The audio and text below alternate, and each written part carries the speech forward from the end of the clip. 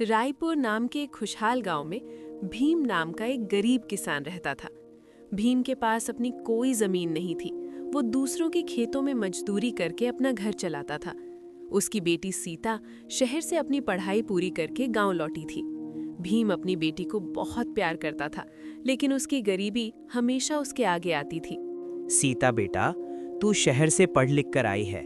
मेरा मन था कि मैं तेरे लिए कुछ अच्छा करूं, तुझे अच्छा पकवान खिलाऊं, लेकिन इस साल काम बहुत कम है।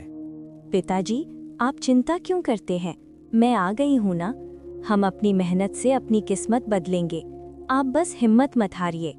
हिम्मत तो है बेटी, पर बिना जमीन के किसान क्या करेगा? सुना है सेठ धनराज अपनी बंजर जमीन को ठेके पर दे रहा है, पर उसकी शर्तें बहुत अजीब होती हैं। सेठ धनराज अपने बरामदे में आराम से बैठा है। उसका नौकर कालू भी वहीं है। मालिक, आपने जो पिछले साल गरीब किसानों से अनाज लिया था, उससे हमारा सारा गोदाम भर गया है और किसान बेचारे भूखे मर रहे हैं। अरे कालू, दिमाग होना चाहिए। वो किसान मेहनत करते हैं और मैं दिमाग लगाता हूँ। इस साल मैंने एक नई शर्त सोची है। जो भी मेरी जमीन मांगेगा, मैं उसे मीठा और कड़वा की शर्त पर दूंगा। फायदा सिर्फ मेरा होगा। तभी भीम हवेली में प्रवेश करता है। नमस्ते सेठ जी। आओ भीम, कैसे आना हुआ? जमीन चाहिए क्या? हाँ मालिक, सुना है आप जमीन ठेके पर दे रहे हैं। अगर थोड़ा सा टुकड़ा मुझे भी मिल जाए तो मेरी बेटी और मेरा गुजारा हो जाएगा। जमीन तो मिल जाएगी भीम, लेकिन मेरी शर्त बहुत साफ है। इस बार मैं फसल का आधा आधा नहीं करूंगा। तो क्या शर्त है मालिक? शर्त ये है कि उस जमीन पर जो भी उगेगा, उसमें से मीठा हिस्सा मेरा होगा और कड़वा हिस्सा तुम्हारा। अगर मंजूर है तो बताओ। मीठा आपका और कड़वा मेरा। ठीक है मालिक, मुझे मंजूर है। भीम घर चला जाता है। भीम घर आकर सीता को शर्त के बारे में बताता है। क्या? सेठ ने कहा कि मीठा उसका और कड़वा हमारा? पिताजी, सेठ बहुत चालाक है। उसे पता है कि आप गन्ना या कोई फल उगाएंगे जो मीठा होता है। वो सब ले जाएगा और आपको सिर्फ फसल का कचरा मिलेगा। अब क्या करें बेटी, मैंने तो अंगूठा लगा दिया है। ये सोच करके सेठ जी दया करके थोड़ा अनाज दे दें। कोई बात नहीं पिताजी, अगर सेठ संगीत चालाक है तो आपकी बेटी भी शहर से कुछ सीख कर आई है। हम उस जमीन पर अनाज या गन्ना नहीं उगाएंगे। तो फिर क्या उगाएंगे? हम उस जमीन पर करेले की खेती करेंगे। वे स्वाद में कड़वे होते हैं।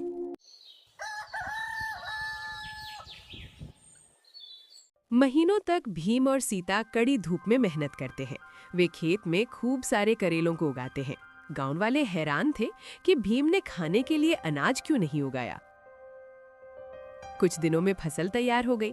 सेठ धनराज और कालू खेत पर पहुंचते हैं। सेठ बहुत खुश है। उसे लग रहा है कि उसे बहुत सारा गन्ना या मीठे फल मिलेंगे। उसने जब ये देखा तो हैरान हो गया। उसने भीम से पूछा, ये क्या है? पूरे खेत में तो करेले भरे पड़े हैं। जी मालिक, और जैसा कि आप जानते हैं, करेला बहुत कड़वे होते हैं। शर्त के मुताबिक कड़वा हिस्सा हमारा और मीठे हिस्से आपका, इसलिए ये सारे कड़वा करेले हमारे हुए। अब आप इस खेत में कुछ मीठा ढूंढ लीजिए, वो सब आपका है। मालिक, यहाँ तो एक भी मीठी चीज नहीं है, सब कड़वा है। तुमने मुझे धोखा दिया है। मैं इन करेलों का क्या करूंगा? धोखा नहीं मालिक, ये तो आपकी ही शर्त है। आपने ही कहा था कि कड़वा हिस्सा तुम्हारा और मीठा हिस्सा मेरा। हमने तो बस मेहनत की है। अब हम ये कीमती करेले बाजार में बेचेंगे। सेठ गुस्से में पैर पटकता हुआ वहां से चला जाता है। भीम और सीता बहुत खुश होते हैं।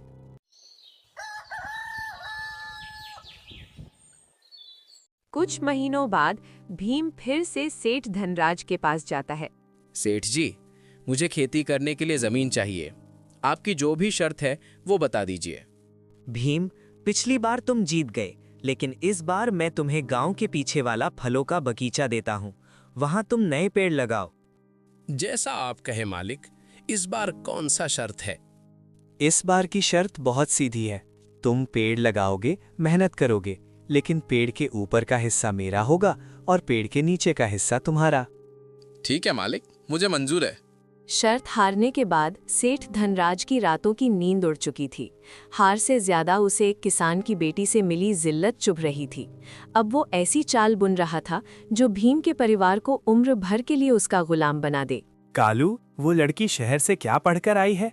खुद को बहुत बड़ी तोप समझती है। पिछली बार उसने कड़वा मीठा कहकर मुझे ठग लिया, लेकिन इस बार मैं उसे ऐसा जाल बिछाऊंगा कि वो चाहकर भी नहीं निकल पाएगी।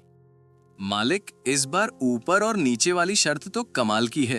पेड़ पर फल तो ऊपर ही लगते हैं। अब वो चाहे जो भी पेड़ लगाए, आम, अमरूद या केला, फल तो ऊपर की डालियों पर ही आएंगे और शर्त के मुताबिक ऊपर का हिस्सा आपका, यानी फल आपके और उसकी जड़ें उसकी। बिल्कुल सही कहा कालू। जड़ें तो मिट्टी में दबी रहती हैं। भीम उन जड़ों का क्या करेगा? वो जड़ों को खाएगा या बाजार में बेचेगा? इस बार तो उसकी सारी मेहनत मेरे गोदाम में आएगी। भीम घर लौटता है और सीता को नई शर्त के बारे में बताता है। भीम बहुत घबराया हुआ है। बेटी सीता, मुझे लगता है इस बार हमने बहुत बड़ी गलती कर दी। सेठ धनराज ने फलों का बगीचा दिया है और शर्त रखी है कि पेड़ के ऊपर का हिस्सा उसका और नीचे का हमारा। अब तू ही बता, पेड़ के ऊपर तो फल लगते हैं। अगर सारे फल सेठ ले गया तो हमारी साल भर की मेहनत मिट्टी में मिल जाएगी।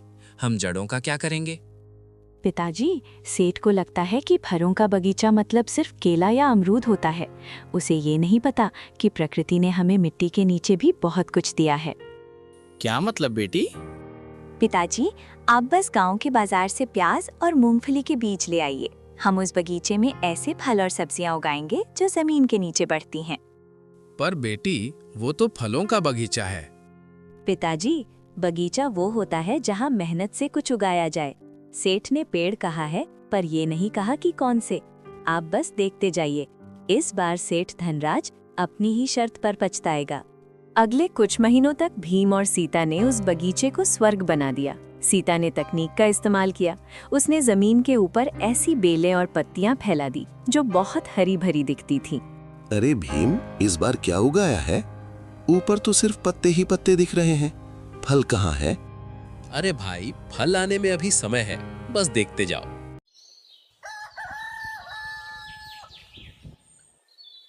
कुछ दिनों बाद सेठ धनराज वहां आए। हाँ भीम, समय पूरा हुआ।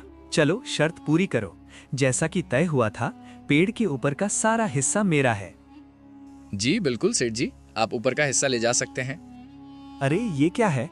इन पत्तों में तो एक भी फल नहीं है। भीम, फल कहाँ है? क्या तूने फल पहले ही चुरा लिए? नहीं मालिक, फल तो अभी वही हैं जहां उन्हें होना चाहिए। शर्त के मुताबिक ऊपर का हिस्सा आपका था, तो आपने अपनी पत्तियां ले लीजिए। अब नीचे का हिस्सा हमारा है।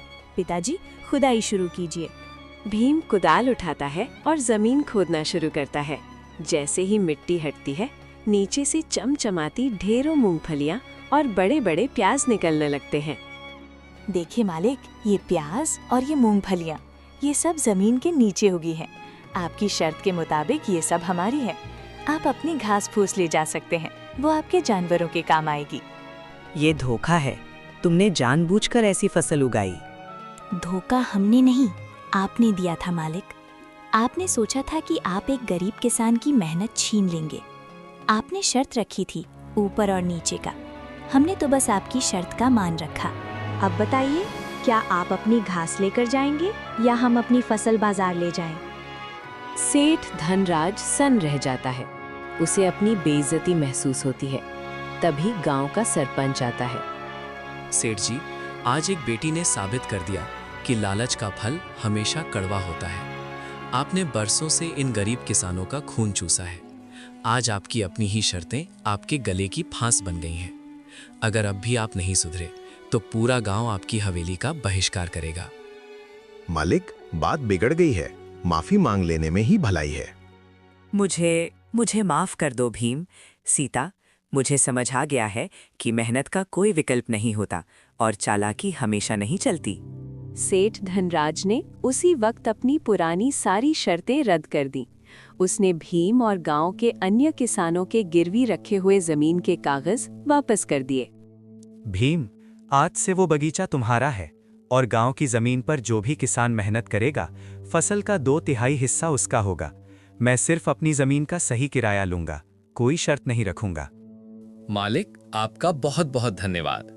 पिताजी, ये जीत सिर्फ हमारी नहीं, सच्चाई और समझदारी की है।